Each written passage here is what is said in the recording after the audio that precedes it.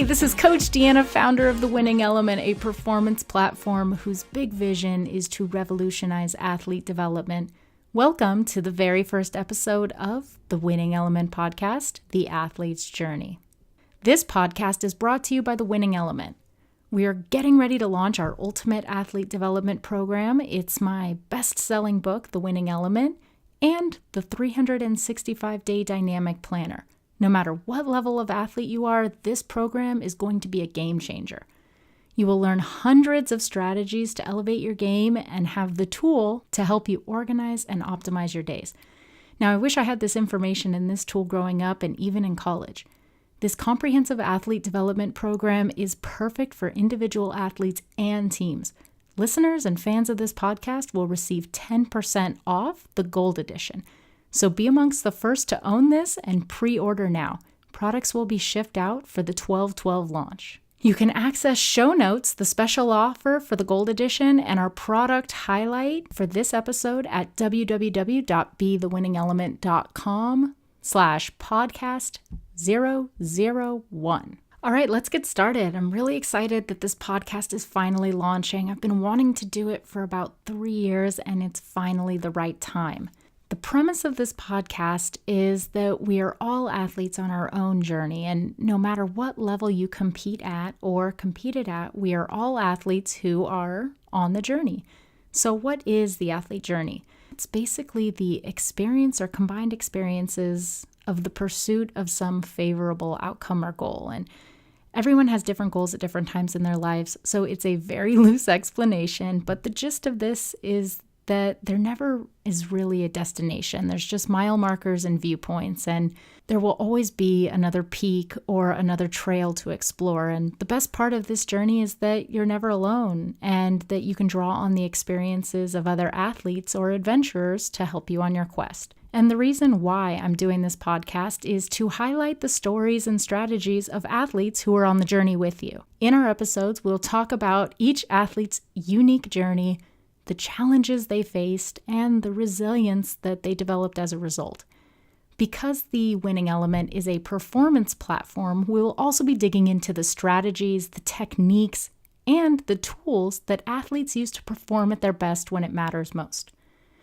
Now, although we will be getting a glimpse of those priceless peak performance experiences, we will also explore the unseen and, most of the time, untold fears, doubts, challenges, and obstacles. Now, in this first short episode, I will expand on my why for creating the podcast and touch on what to expect and share a little bit about my athlete journey. So my why is very much linked to my journey, so let's start there.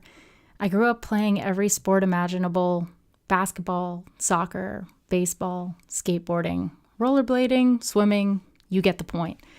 As I hit 4th grade, I focused only on basketball, and my dream was to play in the NBA. Yes, the NBA, because the WNBA did not exist at that time. I drilled in the backyard, I shot for hours, I practiced my post moves, and my middle school years were solely focused on basketball. Summer leagues, winter leagues, spring leagues, tournaments, shooting camps, and plyometric training completely ruled my life. I was passionate about playing and improving every day. And by the time I hit high school, I was the only freshman who made the varsity team. And that's when my love for basketball started to decline. I had coaches whose style of coaching was detrimental to the enjoyment of the game, and the upperclassmen were not very friendly. And the negative reinforcement from the coaches and my inability to do anything right really sank my motivation. And at the beginning of my sophomore year, I started playing volleyball, making me a double sport athlete. And thankfully, volleyball season was like a breath of fresh air. It was fun, it was challenging, and best of all, I had teammates who were supportive. After volleyball season, basketball felt like an obligation, especially when volleyball offered such a stark contrast. I started to fear and really dread going to basketball every day. The sport that I once loved stopped being fun, and my performance clearly reflected that feeling. So one day during volleyball practice, a coach told me if I worked hard enough, I could earn a D1 scholarship. And that was all the motivation that I needed to completely drop basketball, to double down on volleyball, and make one of the best decisions of my life, quitting basketball. Now, to fast forward, because I will go deeper into a bunch of my stories in later episodes, I earned a scholarship to a Division I university to play volleyball. I studied marketing and communications, and I also went to grad school to get my master's in business, my MBA. I was a graduate assistant for a year, and then a teacher's assistant. And then after working a bunch of different jobs in South Texas, I moved back home to Southern California to pursue a career in technology. So I continued competing after volleyball. I did triathlons. I also adopted rock climbing, yoga, and trampolining. I also almost competed in a half marathon, but I got hit by a car while I was running. And that story I will also tell you later. Spoiler alert, I lived. Since college and after my accident, I have continuously pursued performance and athletic endeavors. But instead of team sports, I focused more on activities and sports that gave me more autonomy and control, since I had played team sports for most of my life. I was and still is one of those athletes who has always experimented with different workouts, foods, and tried to get better than I was yesterday. Now, it didn't take much thought after someone said, if you do X, you will get Y, before I dive right in. Sometimes I'll research things, sometimes I'll just start. If I want a result, I will do the work or try something new to get it. Approaching my athletic career and life with a I'll try that mentality has been a huge part of my journey and my success. For me, it's always been about being adaptable and being willing to do something new to achieve something that I never had before. So let's cut to the first year of my new technology job. Now, I wasn't involved in volleyball because I was just training and busy climbing the corporate ladder. I had a friend approach me to coach volleyball, and I was reluctant at first. He said, "Come on, Deanna, just come to one practice and meet the team." But he knew what he was doing. And so I did, and I was completely hooked. As practices went on, I realized that I was teaching them the things that I wish that I had learned, like how to be intentional at practice and set goals, how to prevent injury, proper hydration and nutrition, how to control my stress response, and how to talk to teammates. As I was helping these athletes achieve their dreams, I realized mine.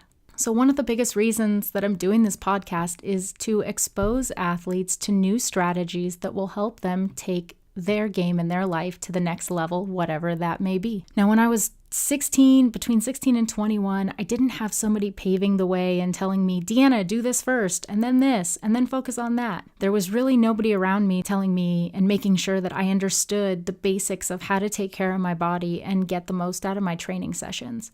Yes, I had amazing coaches, but they were mainly focused on my sport-specific performance and not really the bigger picture of health and longevity and really how to take care of my body. Now, if you think back to when you were 16, and for some of you that'll be now, and for others that will be years ago, but think back and think, did you have a coach who was an expert in coaching their sport, an expert in nutrition, in mental performance, in strength and conditioning, in physical therapy? Because I know I didn't. These jack-of-all-trades coaches, they're few and far between, and I can tell you that even when I was coaching a team, I really didn't have time to address all of the different aspects of performance. So as a result of the lack of mentor or direction, I can't tell you how many years I've wasted eating food that my body doesn't digest or doesn't agree with me because it was popular. I can't tell you how many years I didn't structure workouts in a way that would optimize my results. I can't tell you how many years I neglected sleep and recovery. And it's frustrating to look back now and realize that I was literally getting in my own way of success and performance. And it wasn't because I wasn't trying. It was because I didn't have the right strategy, the right sequencing, the right mentor, or the right information. I was training hard, but I wasn't always training smart. And looking back now, and I know that that's part of my journey. And although my time has passed for formal competing, I still enjoy fitness and striving to be the best version of myself through sport and various activities. But for the athletes, especially the ones who are competing formally now, this podcast is for you. And it could be a game changer if you learn and apply the lessons. Now, I wish I knew then what I know now. And I'm confident that if I had access to this podcast or information like this, or to the product and the book that I wrote, I know that I would have been a professional athlete. And I'm not saying that if you listen to this podcast that you will become a professional athlete. What I'm saying is that there are a lot of nuggets of wisdom in the upcoming episodes, and if you apply the lessons, you will be further along in your journey and walking in the right direction towards your goals and dreams. So, what to expect? Expect awesome stories. Aside from tangible takeaways, another reason why I'm doing this podcast is to highlight the stories of athletes so that you can get inspired to achieve your success and go after your dreams. Sometimes we get stuck on autopilot or we hit a plateau. Sometimes we don't know what we don't know, or we don't know what is possible or believe that something is possible unless we see it or know someone has done it. I know as a kid I would watch movies about sports and get inspired. Movies like The Mighty Ducks, The Sandlot, Stick It, The Rookie, all of the Disney original movies like Brink and Double Teamed. Those all had a profound impact on my development as an athlete, especially my mindset and my work ethic. You know, as an adult, I now follow athletes and coaches and performers who inspire me. Lily Singh, Cruella, The Rock, Will Smith, Aubrey Marcus, Christine Hassler, Sean Stevenson. These are all people who inspire me. One of my biggest inspirations over the last 7 years has been my favorite rapper, G-Eazy. I started listening to G-Eazy while he was still in college. I even met him when he performed at his first music festival in South Texas. I was amazed by his drive, his thoughtfulness, and his ambition to be the best. Over the years, I've seen him blow up, like become a household name, and achieve his dreams. One of my favorite lyrics is, "No dream's too big, chase anything you got the passion to do." His lyrics, his relentless pursuit of greatness, his underdog story has always resonated with me and motivated me to keep pushing towards my dreams. And that's the point. Stories are powerful. And that's why the conversations that I'm going to have with these athletes and guests on this podcast will be deeply personal and hopefully impactful for you. We aren't just going to talk about the victories and the celebrations, although we're going to do plenty of that too, but we're going to dive into the hard stuff, the stuff that you don't see on social media. We're going to talk about the hurdles, the injuries, the disappointments, the obstacles, and the hardships that they face on their journey. No matter what level you compete at, we are all athletes who are on the athlete journey. This podcast is going to be an adventure, and I'm excited that you, the listeners, are coming along with me. Now, I hope you enjoyed this first episode and that you will continue listening and become inspired by the stories and empowered by the strategies so that you can elevate your game and your life and enjoy your own journey. I am so grateful for your attention and hope that you got something special out of this episode. Make sure you hit subscribe and tell your teammates about this podcast. You can join the journey online at www.BeTheWinningElement.com. And until next time, train with purpose, play with passion, and seize the day every day.